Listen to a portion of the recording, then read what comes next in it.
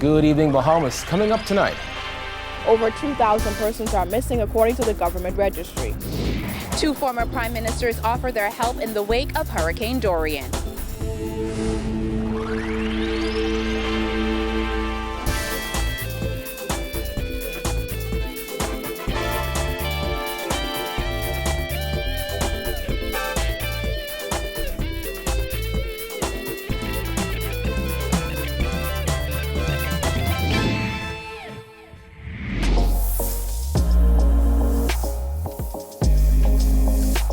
Our news is brought to you by Alive.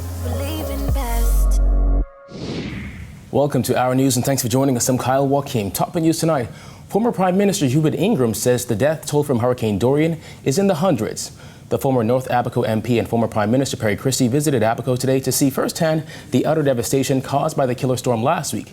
Both men also revealed that they have offered their expertise to Prime Minister Hubert Minnis, but they doubt space will be made for them at the table.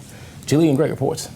Moments after landing from their trip to Abaco today, former Prime Minister Perry Christie and former Prime Minister Hubert Ingraham made some startling revelations. The most shocking came from former Prime Minister Hubert Ingraham, who said the death toll is in the hundreds. My opinion, the opinion of Hubert Alexander Ingraham, based upon information I have, based on my knowledge and whatnot, etc., that hundreds of people have died. I pay no attention to 50. What do you think of that 50? I pay no attention to it. I speak for myself on the hundreds. And I don't make wild statements. I don't make uninformed statements. Both men boarded an airplane today on a fact-finding mission, hitting almost every settlement in Abaco, speaking with residents and offering their support. Ingraham said the death toll in those Haitian communities could have been reduced. The reality is that if they had been spoken to in a language, I'm told from the criticism, that they better understand Creole, that more of them may well have sought shelter from the places that they were in a shanty town. And that is one of the things that some people have said that did not happen, that ought to have happened. The two former prime ministers, who have a combined 80 years in government, said they want nothing more than to help. Former Prime Minister Christie said he spoke with Dr. Minnis, who was supposed to meet with him. However, that did not happen. I told him that he should exercise the greatest care because the reputation of the country was being assaulted, that he was personally being heavily criticized, and that it was just too much, even if he was symbolic, for him to be the symbol of restoration. The same goes for Ingraham, who said though he has offered his support, he does not think that Minnis will carve out a space for him at the table. I don't see a role for myself being carved out by Prime Minister Minnis in this restoration exercise, and so I will give such advice as I can and such aid as I can, but I do not think that Prime Minister Minnis would be inclined towards having me take an active role in the reconstruction, and that's fine. Asked if Minnis is out of his depth, the former prime minister said the task before the current prime minister is bigger than any one man, and Minnis must seek help from the private sector. You need someone, therefore, with the knowledge of public policy, who wouldn't have any difficulty in understanding what the government would wish, and to be able to capture that in the essence of good governance. And I'm hoping that Prime Minister Minnis is sufficiently secure to be able to see the offer from myself and Mr. Minnis as meaningful at this time in our country,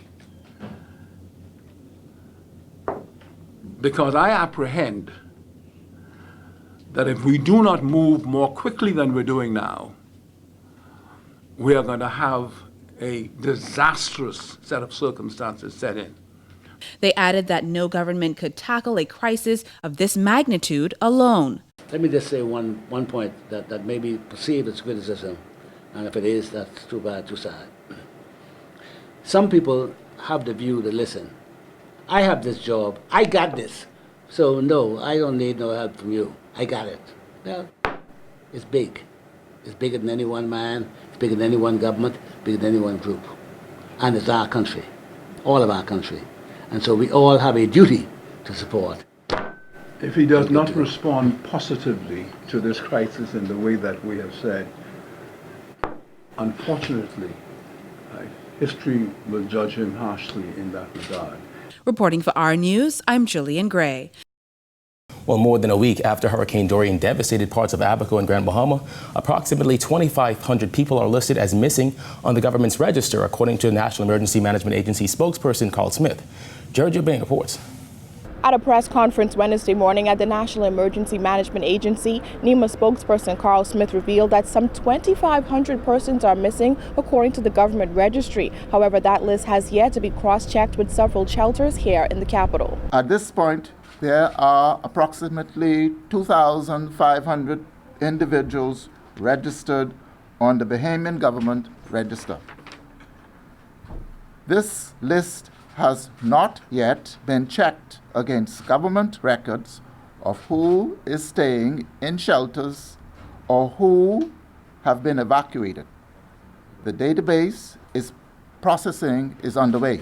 Some individuals who evacuated from Grand Bahama and Abaco have not yet registered and are encouraged to do so at the Department of Social Services. According to Smith, 5,500 people have been evacuated to New Providence. There are currently 2,003 evacuees in shelters in the capital, according to the Department of Social Services. Meanwhile, registration for displaced students from Abaco and Grand Bahama is set to begin Thursday at the Thomas A. Robinson Stadium. Parents and guardians of displaced students ages 4 through 19 can enroll their students at a government school here in New Providence or on any of the unaffected family islands. The Ministry of Education will be registering students at the Thomas A. Robinson National Stadium beginning Thursday, September 12th, that's tomorrow, and continuing until Friday. According to Smith, students will be able to access medical screening, uniform and lunch assistance, referrals for counseling services, and referrals for enrollment in extracurricular activities. As for the disruption in power supply in Abaco, officials said the plan is to re-energize the southern end of Abaco where the least amount of damage was felt. As for the water supply, Deputy General Manager Robert Deal said South Abaco is expected to be restored in 3 weeks, but it could take a few months to restore North Abaco and the 15 keys affected. Reporting for our news, I'm Georgia Bain. An Abaco family is happy to be alive after losing everything they owned when Hurricane Dorian flattened their home and family business. They shared their harrowing ordeal with Jasmine Brown. That family of 5 says they are happy to be alive after surviving the worst experience of their lives. We heard about tornadoes in the States and all of that, but to experience that, you know, and if you don't know, you don't know, but it was hard, it was rough, it was the most scariest thing ever. Captain Derek Bain, his wife, their teenage daughter, 5-year-old son, and 2-year-old daughter rode out the storm in their Marsh Harbor home, a decision they would later come to regret. Just hours into the storm, their house began to crumble around them, a terrifying moment that is still etched in the memory of his 5-year-old son, Isaac Bain. The roof was blowing down, and we had to go in different rooms quick. And so you had to go to different rooms, and you were very scared. Where were Mommy and Daddy? Were you with Mommy and Daddy? Yes, Mom. Did they make you feel safe? Yes, Mom. His father says there was no room in the house that was spared as it was ripped apart around them. We were in the front room area first, then we heard knocking, like there was a wood was loose. Then we saw the front room ceiling drop, so we ran to the kitchen area. That started to shake, the whole started to rumble. We were running, we couldn't get out because the winds were so strong. Then we ran to another room, and we started seeing the ceiling shaking. We ran to another room. The room we ran out of, that ceiling dropped out. Isaac, he was like, Daddy, we better get out of here, this room is going to fall. And I say, you know what, let me listen to him. BAIN says once the eye of the storm was over the island, he and his family fled to the safety of the government clinic. And when it was all over, he found that not only was his home destroyed, but also his business, Island Boys Restaurant and Bar. BAIN says he and his family decided not to evacuate immediately as they tried to see what they could salvage of their lives. However, with conditions deteriorating rapidly, they knew they had to get out. The BAIN family left the island on Monday. They are currently staying at the British Colonial Hilton thanks to the generosity of his employers at the Bakers Bay Golf and Ocean Club. People are still there and people are still needing. Just saying that they're not getting it. They're not getting the supplies. They're not seeing the supplies. As for what's next for his family, he says they're taking it one day at a time. Reporting for our News, I'm Jasmine Brown. Well, one storm survivor and his mother are grateful to be alive after Hurricane Dorian wreaked havoc on their Central Pines home. Jared Higgs has their story. Who would have thought that in the middle of a Category 5 hurricane that cell service would be up and running, allowing you to go live on Facebook to show friends and family all over the world the massive destruction being leveled on your community? Well, that's exactly what one man was able to do in the middle of Hurricane Dorian. It's 2:08 p.m. on September 1st, and the eye of Hurricane Dorian is squarely hovering over the Abaco Islands. We need help. Everything down. Everything down. Look at my roof off, my house. I still get life. Thank God for life. I could rebuild. That voice you're hearing is 25-year-old RAMOND King. The lifelong Marsh Harbor resident was in the gaze of Hurricane Dorian's eye when he pulled out his alive phone and posted a video on Facebook with the caption, "We need help, please. A tornado hit us." 5 hours later, King posts the same video in a Hurricane Dorian-related group. We caught up with the former security guard at his sister's house in New Providence. Joined by his mother, Patrice Neely, who also endured Dorian's wrath, King recounted the harrowing ordeal. We just sit there, nowhere to go. I just sit there and I was like, can't believe this is the end. I thought it was over. King describes an hours-long nightmare that sent his family into survival mode. He says he witnessed a tornado level his neighbor's home, leaving a hole in the ground nearly 6 feet deep. As conditions deteriorated, King and his family had to abandon their own home due to the roof being completely blown off. The man says he and a group piled into a truck and headed to seek refuge at a nearby primary school. That plan quickly went south. It's like something you watch off a disaster movie. The primary school was gone. Everybody was running. I see the roads was flooded, nowhere to go because all the poles was down and all the wires was covering the roads. King, his family and neighbors eventually found refuge at a home that was still intact. While grateful for life and that none of his family perished, the Abaconian says the next few days were a different kind of hell. The government clinic providing shelter was standing room only. His family's best bet was sleeping in a car. All the while, King says he couldn't stop thinking about his friends who died after they stayed in the mud during the storm. That really tear me apart, you know, like we grew up together and we had so much dreams together. And to go just like that? King's mother says she also knew people who died. They're gone. It's like, how?